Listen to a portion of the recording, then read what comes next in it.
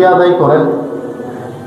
যারা কিছু একটা করতে পারছেন, কিছু একটা উপকারের কাজে আছেন, তারা আল্লাহর কাছে শুকরিয়া আদায় করতে পারবে। কেন? আল্লাহ আপনাকে বাছাই করে নিয়েছেন।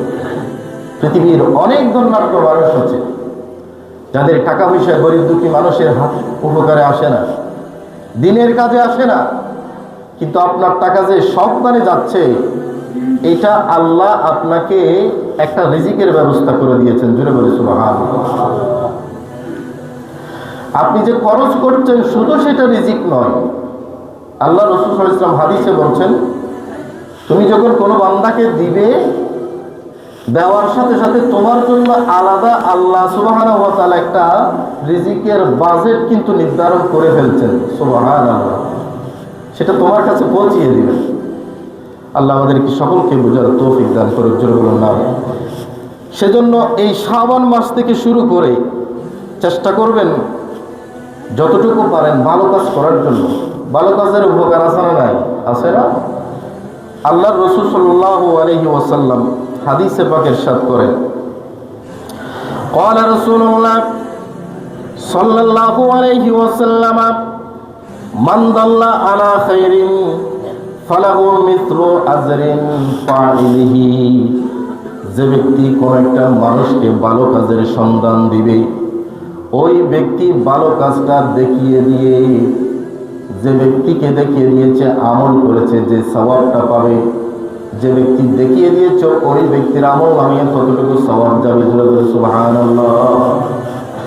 একজন মুসল্লি যখন নামাজ পড়তে আসছে, আসার সময় যদি পথে কোনো মুমিন বান্দাকে দেখতে পাই, একটু সুন্দর কথা বলে যদি তাকে মসজিদ পর্যন্ত নিয়ে আসতে পারে, তাহলে আপনার জন্য সফলতা।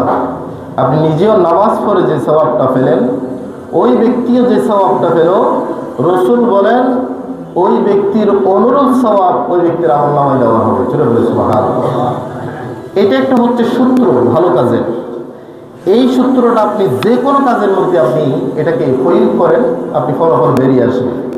কোনো ব্যক্তিকে দান করার জন্য বলেন, সে ব্যক্তি দান করে যে সওয়াবটা পাবে আপনিও ততটুকু পাবেন। কোনো ব্যক্তিকে কোরআন তেলাওয়াত করার কথা বলেন, ওই ব্যক্তি কোরআন তেলাওয়াতের প্রতিটি হরফে যতটুকু সওয়াব পাবে আপনিও ততটুকু পাবেন। জোরে বলে সুবহানাল্লাহ। কোনো ব্যক্তি যদি মারা গেছে, তার জানাজার নামাজে যদি আপনি তাকে নিয়ে যান, আপনি জানাজার নামাজ পড়ে যতটুকু সওয়াব পাবেন, আল্লাহর রাসূল বলেন তার আমলনামায় ততটুকু সওয়াব যাবে। জোরে বলে সুবহানাল্লাহ। একজন বান্দাকে ভালো কাজের দিকে নিয়ে যাওয়ার জন্য, বান্দার আমলের বোঝাটাকে আল্লাহ ভারী করার জন্য কতটুকু কৌশল করছে দেখেন। যে আমার বান্দা শুধুমাত্র একটু মানুষকে যদি দেখিয়ে দেয়, নিজেও আমল করছে, আরেকজন মানুষকে একটু টেনে টুনে নিয়ে আসছে, ওই ব্যক্তির আমলনামায় ততটুকু সওয়াব যাবে। চলে বলে সুবহানাল্লাহ। এরকম ধর্ম পৃথিবীর ইতিহাসে আর নাই, যেখানে একজনের জন্য কাজ করলে, সহযোগিতা করলে তার অনুরূপ সওয়াব দেওয়া হবে। কোন ধর্মের গ্রন্থের মধ্যে দেওয়া হয় নাই, একমাত্র ইসলাম ধর্মের মধ্যে এই সুযোগটা আছে। জুড়ে বলি সুবহানাল্লাহ। সেজন্য চমৎকার একটি সুযোগ সময় আমাদের সামনে অপেক্ষমান। শাবানের মাস, লাইলাতুল বরাত।